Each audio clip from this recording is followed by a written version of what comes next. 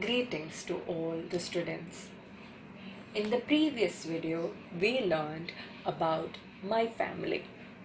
We learned how a family is, what it means to be a family, what consists in a family, the members in a family, the types of family, etc. We learned what a nuclear family is. We learned what a joint family is. We learned what it means to be a grandparent, to be an uncle, to be an aunt, or to be a cousin. Grandparents are parents of your parents. Your uncle is your father's or mother's brother. Your aunt is your father's or mother's sister, and your cousin is their child of your aunt or uncle. Now this is what we learned in the previous video. Now let us continue with the rest of the chapter. It starts with a topic called helping one another. Helping one another. Our grandparents play with us, tell us stories, and take us to the park. They do many other things to show their love for us. Our parents look after all our needs.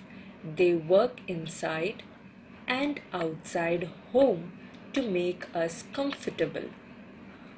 Now, these three lines talk about how your parents and your grandparents help you. Now, your grandparents play with you, tell you stories, and take you to the park to play, to relax, etc. And they also do other things in which they show their love and concern and care for you. Your parents also do a lot of things through which they show their love and concern. They also help you in many ways. They bring you up in your childhood. Your father and your mom, for instance, your father might be the breadwinner of your family or your mother. Nevertheless, they work so hard to give you the good education, to give you good clothes, food, etc. And they work inside and outside the home to make us comfortable. Now let us see the spelling of comfortable. COMFORTABLE.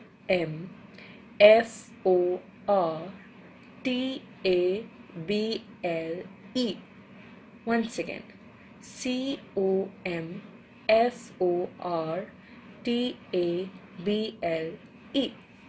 Let us move forward. We can also show our love for our family in many ways. Wish everyone good morning and good night. Do not disobey your elders or be rude to them. Take care of a family member who is unwell. Do not be rude to your brother or sister. Help everyone at home. Now, just because our grandparents and our parents show love and concern doesn't mean that it is the only reason for you to show the same to them. You need to show your love to your family in many ways. You can do that by the following methods. There are 5 points given in your textbook.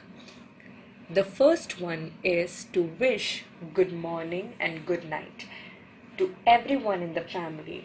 Wish good morning when you wake up to your father, mother, your grandparents, etc. And wish good night before you go to sleep to all the members in the family. Then, please do not disobey your elders or be rude to them.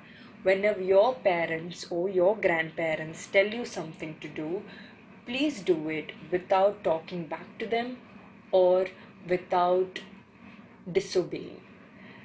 If they ask you to keep your clothes in your cupboard or arrange your table, please do that and don't talk back or disobey them. The next point is to take care of a family member who is unwell.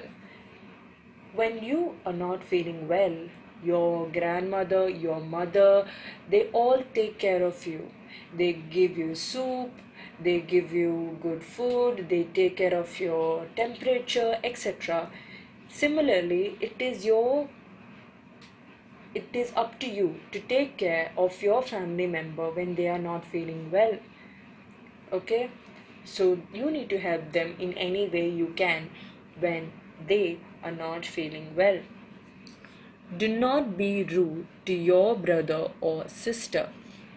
Now, when you have a sibling, it is very natural for us to feel jealous or for us to feel like they are getting partial treatment from your parents, resulting in us being rude to our brother or sister. But no, our parents love all of us equally. So do not be rude to your brother or sister. Help each other. That is the next point. Help everyone at home. Okay?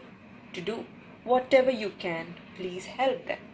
Now, our exercise here is called Fun Time. Now, they want us to write how these children are helping at home. Now, the answers are already filled in below, but I would suggest you to look at the pictures and then look at the green box given here. They have all the answers here, but they are not in order. So, you need to see the picture and then find the correct answer and write them accordingly. Now, let us see the words. We have dusting, we have carrying bags, we have helping father, we have laying table, gardening, helping mother, polishing shoes, and studying well. First picture shows how the father is arranging some books and the child is giving some books to him to arrange.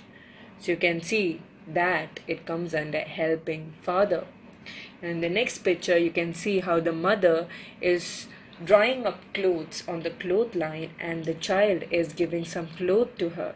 So that comes under helping mother. Third picture, you can see how the child is having a book open on the table and it looks like the child is studying. So that comes under studying well. In the fourth picture, you can see a child bent over a pair of shoes and he is polishing the shoes. In the fifth picture, you can see how the bags of the mother are carried by the child. So the child is helping the mother in carrying the bags. The next picture sees how the child is arranging or cleaning the table by dusting.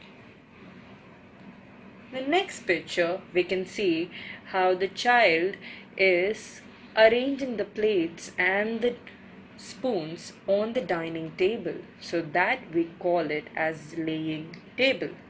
And the last picture, we see how the child is helping in gardening by pouring water onto the plants. Now let us look on to the exercises in the next page. The first exercise requires us to complete the following sentences. The answers have been filled as you can see, but I would like all of you to try it on your own, and if and only if you can't find the answer by yourself, please refer to these and you can get help and then write on your own textbook.